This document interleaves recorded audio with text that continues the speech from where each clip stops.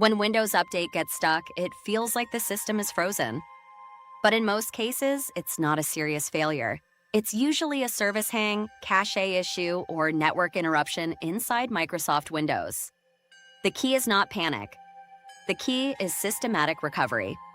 1. Wait and confirm it's really stuck. Sometimes Windows looks stuck but is still working in the background. If it's downloading, installing, or preparing updates, it may take time depending on your system speed. Wait at least 15-30 minutes before assuming failure. 2. Restart the computer. A simple restart often clears temporary update glitches.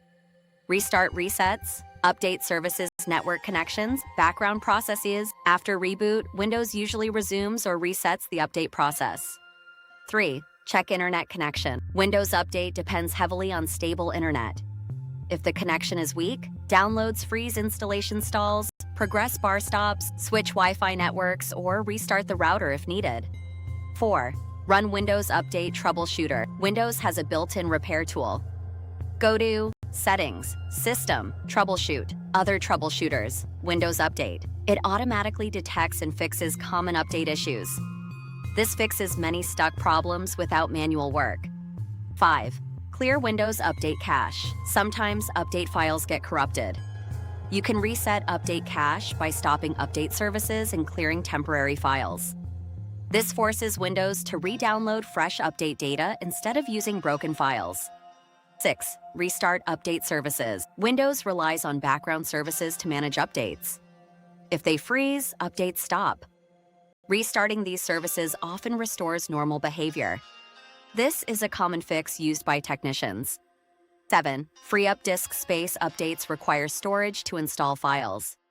If your drive is nearly full, installation may stop, progress may freeze.